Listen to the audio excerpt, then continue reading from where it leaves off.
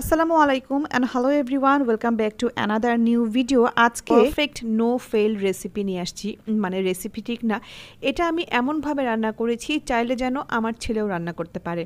Basically এটা আমি যারা কিনা বিগিনার আছে, হোস্টেলে থাকে অথবা মেসে থাকে, তাদের জন্য আজকে আমি এই রেসিপিটা দেখিয়ে দিচ্ছি। 1 কেজি পোলার চাল ও 1.5 কেজি মাংসের পরিমাণ রান্নাটা হবে। ফার্স্টেই আমি এখানে কিছু আলু নিয়ে নিয়েছি, আর আলুগুলো জাস্ট এইভাবে করে কাট করে নিচ্ছি। আপনারা ভিডিও দেখে নিশ্চয়ই বুঝতে পারছেন। আর এটা কাট করার পরে আমি ভালো করে ধুয়ে এখানে সামান্য একটু হলুদ আর লবণ মেখে নিচ্ছি। এটা আমি পরবর্তীতে তেলে ভেজে নেব এই জন্য। এবার দেখিয়ে দিচ্ছি চিকেনটা কি করে কাট করেছি। এখানে পাকিস্তানি মুরগি নিতে পারেন অথবা ফার্মের মুরগিও নিতে পারেন। কাটা বাছার পরে এখানে 1.5 কেজি পরিমাণ মাংস আছে, 1 চা চামচ লবণ দিয়ে ভালো করে মেখে নিচ্ছি। আমি এখানে ফার্মের চিকেন নিয়েছি, আপনারা চাইলে পাকিস্তানি চিকেনও নিতে পারেন। এটা যেহেতু বাজেট ফ্রেন্ডলি, সো দ্যাট আমি স্টুডেন্টদের কথা চিন্তা করে এটা নিয়েছি। আর এখানে একটা রাঁধুনির তেহারির প্যাকেট নিয়েছে, যেটার মূল্য কিনা 60 টাকা। একটা প্যানে পর্যাপ্ত তেল দিয়ে চিকেনগুলো আমি এখন ভালো করে ভেজে নেব। এই চিকেনে ভাজাটার কারণেই কিন্তু আমার এখানে কোনো আষ্টে গন্ধ থাকবে না, যেটা কিনা খেতে খারাপ লাগবে এমন কিছু। গোল্ডেন ব্রাউন হলেই কিন্তু আমি নামিয়ে নেব। আর এর কারণে কিন্তু চিকেনগুলো একেবারে ভেঙেও যাবে না। ফার্মের চিকেন যেহেতু একটু নরম হয়, হতেও তাড়াতাড়ি হয়, আবার এটা ভেঙেও যায় তাড়াতাড়ি। অ্যান্ড অন্য চুলাতে কিন্তু আমি কিছুটা তেলে এখানে আমি প্রায় 15 মিনিট, 10 থেকে 15 মিনিট আলুগুলো হালকা আঁচে ভেজে নিচ্ছি। আলুগুলো ভাজা হয়ে গেলে ওই প্যানে আমি আরেকটু তেল দেব, চায়ের কাপের 1.5 কাপ মতো, এবং তারপরে কিন্তু পেঁয়াজ দিয়ে দিচ্ছি। এখানে আমি 2 কাপ পরিমাণ পেঁয়াজ দিয়েছি 1.5 কেজি পরিমাণ মাংসের সাথে ও 1 কেজি পরিমাণ চালের জন্য। পেঁয়াজটা ফাইন কুচি হলে বেশি ভালো হয়। আর এরকম যখন 70% মতো পেঁয়াজটা ডান হয়ে যাবে, তখন আমি এখানে 2 চা চামচ লবণ অ্যাড করছি এবং 2 টেবিল চামচ আদা বাটা, সাথে আছে 1.5 টেবিল চামচ মতো রসুন বাটা। মিনিট 5 আমি ভালো করে মশলাগুলো তেলের সাথে পেঁয়াজের সাথে কষিয়ে নিচ্ছি। বাজারে 20 টাকা দামের গরম মশলার প্যাকেট পাওয়া যায়, যেমন ঠিক এরকম। সেটার সাথে একটা তেজপাতা আমি এভাবে টুকরো করে দিয়েছি। এগুলো আমি এখন মশলাটার সাথে মিশিয়ে যাব। দুঃখিত, কড়াইটা চেঞ্জ করার জন্য আমার গ্যাসের প্রেশার কম ছিল দেখে আমি আসলে কড়াইটা চেঞ্জ করে নিয়েছি। বাজার থেকে কেনা রাঁধুনির যে একটা প্যাকেট মশলা দেখিয়েছিলাম তেহারির, সেটা আমি এখন পুরোটা এই মশলার মধ্যে মিক্স করে ভালো করে নাড়াচাড়া করে অনেক করে কষিয়ে নিতে হবে, যেন কোনো রকম কোনো স্মেল না থাকে। অ্যান্ড আধা কাপ পানিও আমি এখন ভালো করে মিশিয়ে কষিয়ে নিলাম।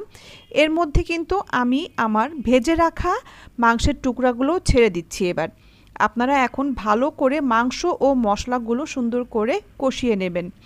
এই পর্যায়ে বলি, সেম স্টেপ যদি আপনারা ফলো করেন, পারফেক্ট জুসি মাংসের একটা খুব সুন্দর ঝরঝরে তেহারি কিন্তু আপনারা পেয়ে যাবেন। 20 মিনিট মতো কষিয়ে নিয়ে এই পর্যায়ে আমি এখন কিন্তু 1 কাপ পরিমাণ পানি অ্যাড করছি। এই পানিতেই কিন্তু আমার সমস্ত রান্নাটা হয়ে যায়। ব্যাস, কাঁচামরিচ দিয়ে দিলাম, আমার কিন্তু রান্না আলহামদুলিল্লাহ ডান। এবার শুধু মাংস আর পোলাওয়ের চালের সাথে মিক্সিং বাকি আছে।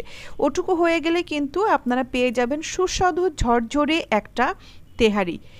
এখন আমি একটা ছাঁকনি দিয়ে মাংস আর ঝোলটা আলাদা করে নিচ্ছি, কারণ এই ঝোলটা দিয়ে কিন্তু আমি তেহারির চালটা ভালো করে ভুনে নেব বা ভেজে নেব। আপনারা যে কোনো কিছু দিয়েই কিন্তু মাংসের থেকে ঝোলটা আলাদা করে নিতে পারেন। অন্য চুলায় 1 কেজি পরিমাণ পোলাওয়ের চালের জন্য আমি 1.5 কেজি পরিমাণ পানি কিন্তু ফুটতে দিয়েছি। আর এইদিকে খুব ভালো করে আমি পোলাওয়ের চালটা ধুয়ে নিচ্ছি এবং পানিটাও ঝরিয়ে নিয়েছি। এ পর্যায়ে কিন্তু আমি আধা কাপ মতো সরিষার তেল এখানে অ্যাড করেছি, করে পোলাওয়ের চালটা ভালো করে কিন্তু আমি ভেজে নিচ্ছি।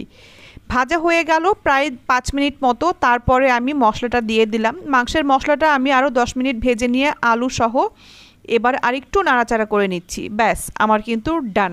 বাদাম, কিশমিশ, আলু বোখারা, জয়ফল, জয়ত্রী কোনো ঝামেলা ছাড়াই কিন্তু আপনারা পেয়ে যাবেন ঝরঝরে দারুণ টেস্টি চিকেন বিরিয়ানি আর চিকেন তেহারি। চালের জন্য ফুটতে দেওয়া পানিটা আমি এবার পুরোটাই ঢেলে দিলাম, কারণ এখানে 1.5 কেজি পরিমাণ পানি। নিশ্চিন্তে কিন্তু এই পানিটা পুরোটাই এখানে লেগে যাবে। এই পর্যায়ে যখন টকবক করে ফুটে উঠছে, তখন আমি পরিমাণ মতো প্রায় 2 চা চামচ মতো লবণ আমি এখানে অ্যাড করে দিলাম। আপনারা যদি কেউ কম বেশি খান, সেই ক্ষেত্রে কিন্তু বাড়িয়ে দিতে পারেন।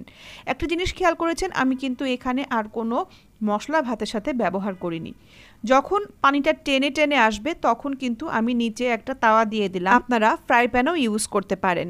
এখন যখন দেখলাম যে ভাতটা পুরো মাখা মাখা অবস্থায় এসছে, তখন আমি উঠিয়ে রাখা চিকেনটা এর সাথে অ্যাড করে দিলাম।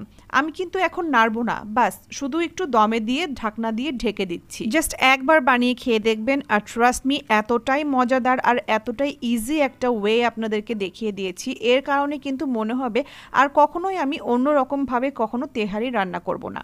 অ্যান্ড এই পর্যায়ে যখন পুরো ডান হয়ে গেছে, 10 মিনিট পরে আমি ঢাকনাটা খুলে আলতো করে মিশিয়ে দিচ্ছি। খুব বেশি করে কিন্তু নাড়াচাড়ার দরকার নেই, 2-3টা করে একটা নাড়া দিলেই হবে।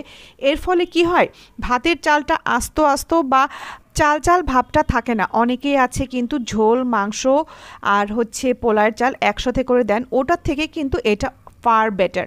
এনিওয়ে, আলহামদুলিল্লাহ ডান হয়ে গেছে। 10 মিনিট পরেই কিন্তু আমি ঢাকনা খুলে আমার বেবিদেরকে সার্ভ করে দিচ্ছি।